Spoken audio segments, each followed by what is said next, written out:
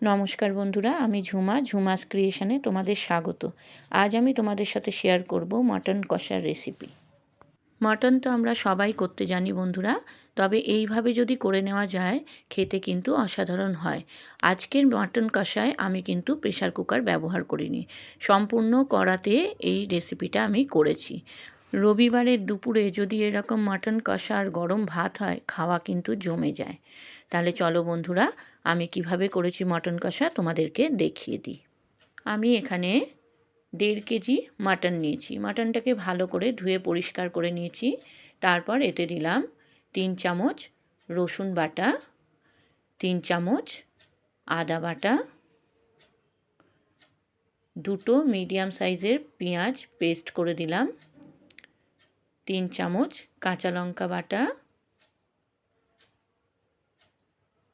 এরপর এতে দিলাম 2 চামচ লঙ্কার গুঁড়ো, 2 চামচ হলুদ গুঁড়ো,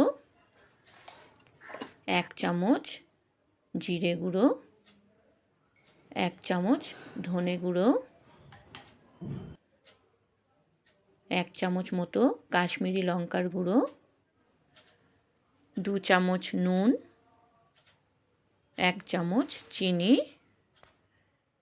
200 গ্রাম মতো টক দই আর 2 চামচ সর্ষের তেল দিলাম। এই সমস্ত উপকরণগুলোকে আমি ভালো করে মাংসের সঙ্গে মাখিয়ে নিলাম। মাংসটা ম্যারিনেট করে আমি 2 ঘন্টা মতো রেখে দিলাম। মাংস ম্যারিনেট করাটা আমার অফ ক্যামেরায় হয়ে গেছে, সেই জন্য দেখাতে পারলাম না। এরপর কড়াইতে আমি সর্ষের তেল দিলাম। তেলটা গরম হলে এতে আমি মাংসের আলুগুলো দিয়ে দিলাম।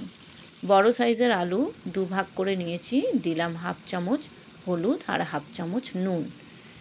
এবার আলুগুলোকে আমি ভালো করে ভেজে নেব। খুব সাধারণ একটা রেসিপি, মাটন করতে সবাই জানে, তবে মাটনের পদ্ধতিটা যদি একটু পাল্টে দেওয়া যায় খেতে কিন্তু অসাধারণ হয়।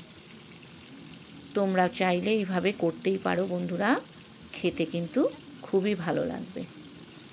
আলুগুলোকে উল্টে পাল্টে একটু লাল করে ভেজে নেব। আলুগুলো ভাজা হয়ে গেছে, এবার আমি এগুলোকে তুলে নেব। মাটনের আলু কিন্তু খেতে খুব ভালো লাগে, আমার মনে হয় তোমাদেরও ভালো লাগে বন্ধুরা, তাই না? আলুগুলো সব তুলে নিলাম। এবার ওই তেলের মধ্যেই আমি 1 চামচ ঘি দিলাম। এরপর এতে আমি সম্বার দেব শুকনো লঙ্কা, তেজপাতা, গোলমরিচ, দারচিনি, লবঙ্গ, ছোটো এলাচ। এই সবগুলো একটু নাড়াচাড়া করে আমি এতে 3টে বড় সাইজের পেঁয়াজ কুচি দিয়ে দিলাম। যেহেতু মাটনের পরিমাণটা অনেকটা আছে, তাই মশলাও কিন্তু অনেকটাই দিতে হবে। তাই এখানে আমি 3টে বড় সাইজের পেঁয়াজ কুচি দিলাম আর 2টো মিডিয়াম সাইজের পেঁয়াজ আমি পেস্ট করে দিয়েছিলাম। পেঁয়াজটা 2-3 মিনিট মতো নাড়ব। একটু লালচে রং ধরলে এতে আমি ম্যারিনেট করা মাটনগুলো দিয়ে দেব। মাটন নামটা শুনলেই কিন্তু জিভে জল চলে আসে। আমরা বাঙালিরা কিন্তু রবিবারের দুপুরে গরম ভাত আর মাটন কষা হলে আর কিছু লাগে না। খুব ভালো করে নেড়ে নিয়ে আমি কড়াইটা আধ ঘন্টার জন্য ঢেকে দেবো গ্যাসের ফ্লেম লো করে। যেহেতু পুরো মাটনটাই আমি কড়াইতে রান্না করব, প্রেশার কুকার ব্যবহার করব না, তাই ঢাকা চাপা দিয়েই আমি রান্না করব। আমার এই রেসিপিটা যদি তোমাদের ভালো লাগে বন্ধুরা, আমার চ্যানেলটাকে সাবস্ক্রাইব করে দিও, লাইক কমেন্ট শেয়ার করো আর পাশে থাকা বেল আইকনটা প্রেস করে দিও, যাতে আমার ভিডিও আপলোড হওয়ার সাথে সাথে তোমাদের কাছে নোটিফিকেশান পৌঁছে যায়। আর পুরনো বন্ধুদের আমার অনেক ভালোবাসা আমার পাশে থাকার জন্য। যারা নতুন আমার চ্যানেলে এই রেসিপিটা দেখছো, তাদের কাছে আমার অনুরোধ, আমার চ্যানেলটাকে সাবস্ক্রাইব করে আমার পাশে থেকে যেও প্লিজ। আধ ঘন্টা পর ঢাকা খুলে দেখলাম মাটনটা থেকে এখনও জল বেরোচ্ছে, তাই আবার আমি মিনিট 15-20 জন্য ঢাকা দিয়ে দেবো। অলরেডি মাটনটা কিন্তু 1 ঘন্টা রান্না করা হয়েছে, প্রায় সিদ্ধও হয়ে এসছে। এরপর আবার ঢাকা দিলাম 15-20 মিনিটের জন্য।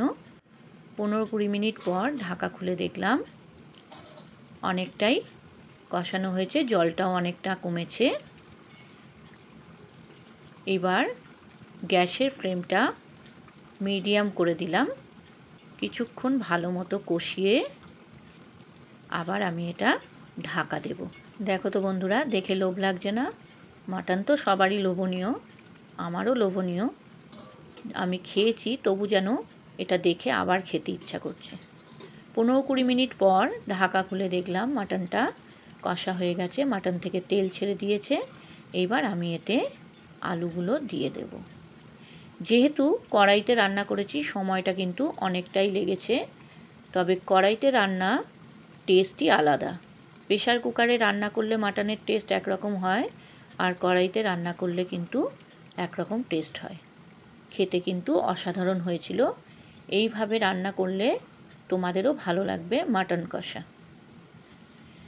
আবার আমি মিনিট 15-র জন্য ঢাকা দেব। এবারে গ্যাসের ফ্লেম কিন্তু হাই করা থাকবে। 15 মিনিট পর ঢাকা খুলে দেখলাম খুব ভালো মতোই কষা হয়ে গেছে। আলুতেও নুন মশলা টেনে নিয়েছে। কষানো প্রায় হয়ে গেছে। এবার আরও কিছুক্ষণ আমি ঢাকা দিয়ে কষিয়ে নেব। যেটুকু জল আছে সেটুকুও টেনে নেব। 5-10 মিনিট পর ঢাকা খুলে দেখলাম কষানোটা পুরোপুরি হয়ে গেছে। আলুটাও এতটাই সিদ্ধ হয়ে গেছে যে ভেঙে যাচ্ছে। এরপর আমি এতে দেব জল। আমি মাটনটা যে বলে ম্যারিনেট করে রেখেছিলাম সেই বলে জল দিয়ে জলটাকে গরম করে তারপর এটা ঢালব।